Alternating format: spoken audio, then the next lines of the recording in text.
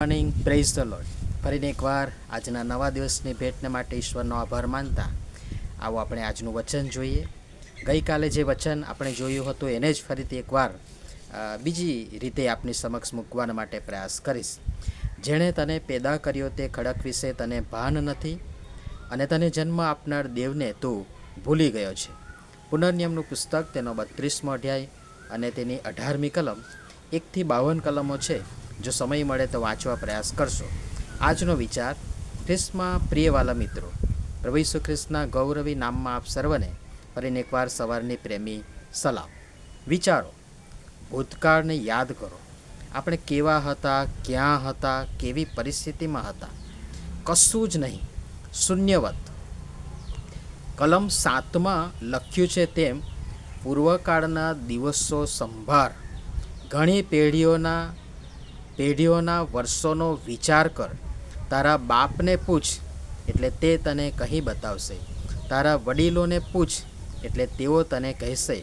અને આપણામાંથી કેટલાક વયોવૃદ્ધ વડીલો તથા આગેવાનોને તો આ પ્રકારનો જાત અનુભવ પણ હશે.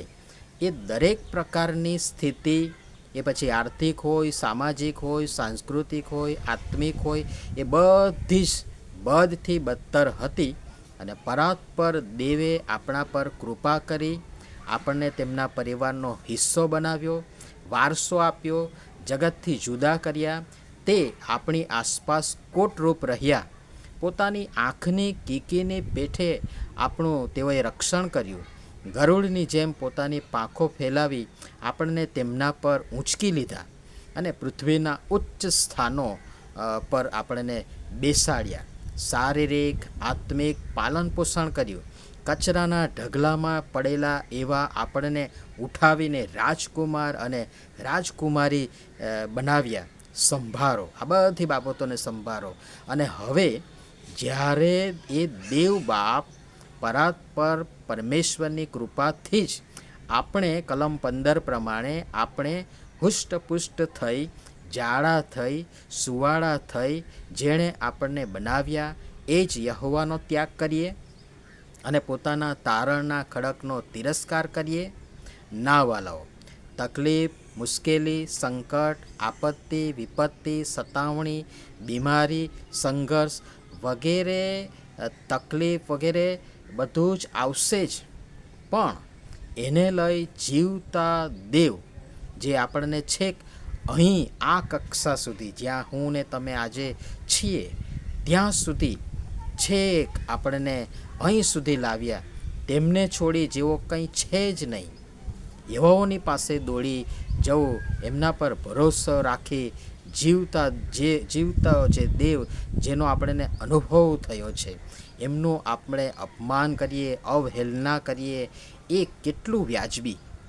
અને તેથી વચનો આગળ વાંચશો તો એમ કરવાથી યહોવા દેવને કંટાળો આવે છે, તેઓ ખીજવાય છે,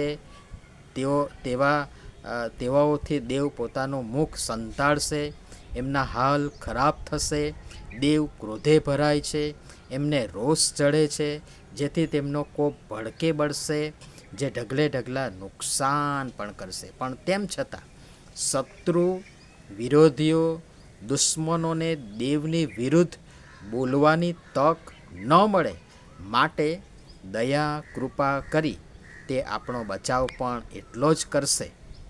પણ મૂળ વાત એ છે કે જેણે આપણને જન્મ આપ્યો, જેણે આપણને જીવન આપ્યું, છેક અહીં સુધી, આ કક્ષા સુધી, આ સ્થિતિ સુધી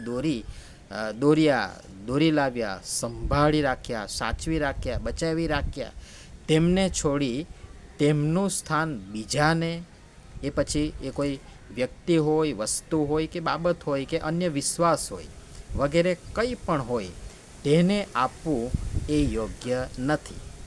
એ બેવફાઈ છે, એ દગો છે, એ ધોકો છે. ને એમ કરતાં આપણે ચેતીએ, જાગૃત થઈએ, સાવધ રહીએ અને કાળજી રાખીએ.